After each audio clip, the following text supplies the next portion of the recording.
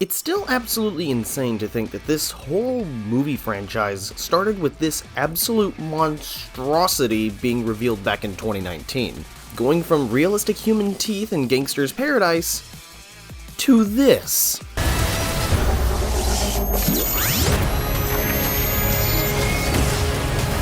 Like, truly, it is insane to think about how none of this would have been possible if they kept that original design.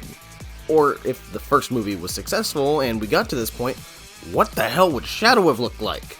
These are questions that will never get answers, and that's probably for the best, because we lucked out in getting them to change that moldy cheese looking design to something that kids wouldn't be scared of, since we're clearly in the good timeline. Sonic the Hedgehog 3, the 2024 movie, not the 1994 video game, is finally out. And my god, this was kind of the movie we've all been waiting for. Pretty much any and all expectations I had for it were met, and the grin on my face lasted from beginning to end. I didn't expect perfection from this, since it's a damn Sonic the Hedgehog movie. I just wanted to see great action, decent jokes, and Shadow done justice, which the film, I'd say, does pretty damn well. I'll keep it spoiler free here and try to be as vague as possible, because quite a lot happens here. The plot overall is pretty much an adaptation of Sonic Adventure 2's story, but just heavily edited. A lot of the story beats in that game are in this movie, so if you've played SA2, you'll know what to expect for the most part. Shadow seeking revenge for Maria, Sonic and Co trying to stop him, something about a death laser, and so on. One of the biggest issues everyone has with the previous two films in general was how there was a little too much focus on the human characters at points, taking away from the screen time Sonic and friends got. Except here, the focus is almost exclusively on them, with the human characters getting sidelined for the most part. I was glad to see the filmmakers learn from that because of how well Sonic, Tails, and Knuckles bounce off of one another. Their chemistry here was extremely good, and I honestly loved seeing them all act like siblings. They each got their moments to shine and show off what they're good at. Even at certain points, the movie felt less like an SA2 movie and more like a Sonic Heroes one. However, the breakout star here is obviously Shadow, a great and pretty damn faithful version of his video game counterpart. He's the most developed character, the coolest character, the edgiest character. Shadow overall here was done extreme justice, with his backstory being handled very well, making him sort of the heart of the movie, and very understandable with his character arc and change from beginning to end. And Keanu Reeves' serious, gritty voice performance was perfect for Shadow, which lended itself well to a couple of jokes and good comedy moments involving him throughout the film. Though weirdly, he didn't get as much screen time as I was expecting him to get, especially when his presence could have helped a couple moments, but he made the most out of his time on screen. But interestingly enough to me, I think the movie actually did something better than the games for once, in how Shadow's backstory with Maria was handled. Because the games have never gone deep into the relationship between Shadow and Maria, and mostly have boiled it down to telling us how close the two of them were, followed by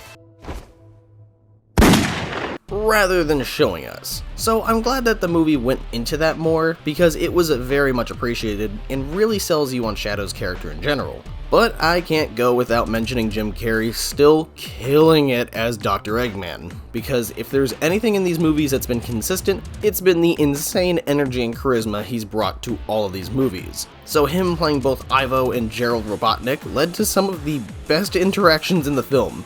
In general, most of the jokes in the movie landed much more consistently than the previous two, which I would say was helped by Carrey turning his zany energy up to 11. Another thing that got better from the previous films was the action, because the action here is pretty damn awesome. Like, more so than I was expecting. The motorcycle chase in the first act had a great sense of speed and set the tone for the rest of the film perfectly, but the last 30 minutes were... Yes! Yes! Simply put, it was awesome.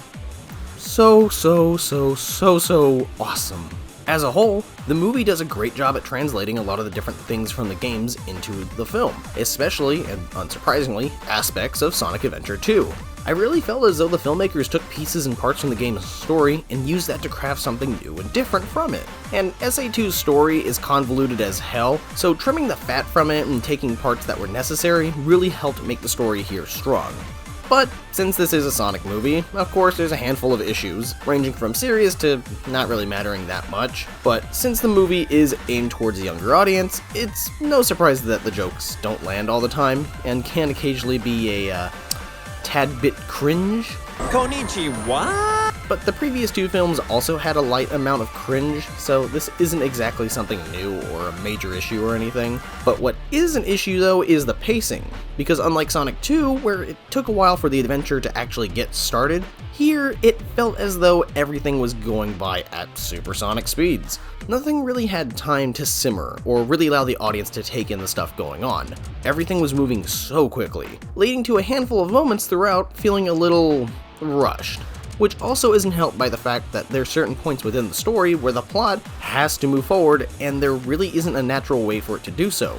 So it kind of just happens because, throwing logic right out the window. Some characters are here that are also really underutilized or just straight up pointless to the plot. Kristen Ritter's character basically takes the role of the Olive Garden guy in the movie, yet only shows up like twice throughout. She's sort of a secondary antagonist, kinda, yet she has such little screen time that by the end of the movie, I completely forgot that she was even in it. Also, tiny criticism here, that at times the editing felt a little choppy, and to an extent sloppy at others. This part in the sneak peek clip is exactly how it goes in the theatrical cut, where there's no dust cloud, he's standing on even ground, and it's like he was just beaten up rather than slammed into the ground. Again, small issue, but it was noticeable to me at certain points throughout the movie. Though, like I said earlier, this is a Sonic movie, not Citizen Kane. I wasn't expecting the world from this movie, and overall, I was thoroughly entertained by it. Sure, it has some hiccups here and there that do hurt some of the experience, but nothing that ruins it outright, because overall, this is a really solid movie and a fun time.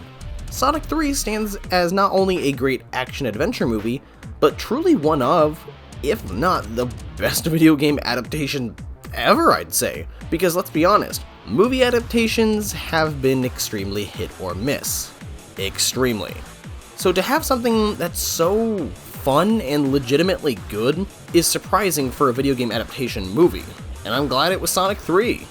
And honest to God, this is probably the first time I've ever said something like this, but I'm actually excited that they're making a fourth movie. I am 100% down to see what happens. Sonic 3 was a great movie, great time, and I cannot wait to see what happens next.